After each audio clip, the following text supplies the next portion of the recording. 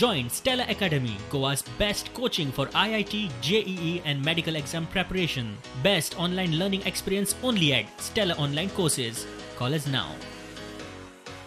गोंयच्यो सगळ्यो 191 पंचायती आणि 14 नगरपालिका स्वयंपूर्ण कश्यो करूं येतात ताचेर सरकारान प्लान तयार केला.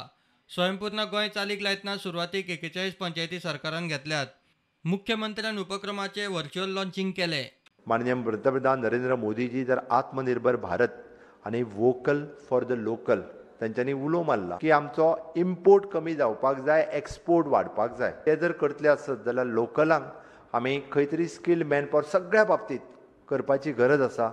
आनी ह्याच धर्तीचेर आमी ठरयलें, प्रशासनान ठरयलें की आत्मनिर्भर भारत स्वयंपूर्ण गोंय हें आमी करपाक जाय. आमची जर तुमी ताकद पळयशात जाल्यार आयजूय आमच्या कडेन भात आसा, काजू आसा, फुलां आसा, अननस आसतले, केळी आसतलो, आंबो आसतलो, फणस आसतलो.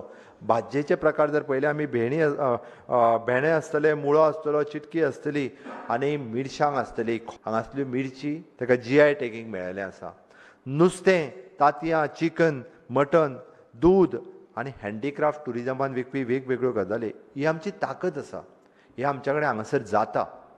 बट आमी खंय तरी निग्लेक्ट केलां. आमकां जवळपास 2 लाखापेक्षा चड लिटर दूद हें भायल्यान हाडचें पडटा. 1.5 लाख तांतयां ही आमची डेली रिक्वायरमेंट आसा.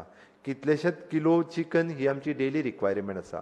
हें आमी करूंक शकना काय कितें? फूड प्रोसेसींग बाबतींतले आसत जाल्यार केंद्र सरकारा कडेन जायत्यो येवजण्यो आसा, बट त्यो सगळ्या लोकां पर्यंत पावना.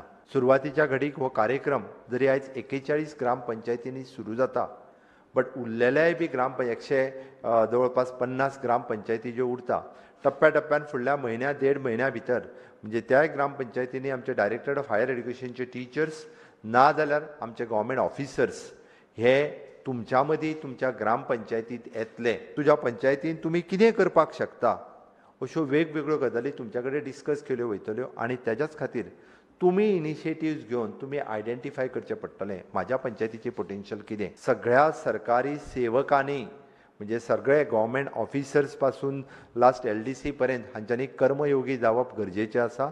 आनी त्याच कर्मयोगी ह्या धर्तीचेर आमी सगळे जे ऑफिसर्स आमकां जेन्ना जेन्ना लागता तेन्ना तेन्ना ताका त्या ग्रामपंचायतींत आफयलो वयतलो, हाडलो वयतलो. तेज्या कडेन डायलॉग्स जे आसा तुमचे हे सगळ्या कडल्यान दिले वयतले. म्हणजे ताका शॉर्ट टर्म, मिड टर्म आनी लाँग टर्म म्हणजे 1 वर्स, 2 वर्स आनी 3 वर्स अशा पद्दतीत हो कार्यक्रम पुराय 3 वर्सां चलतलो. बट एका वर्साचो कार्यक्रम.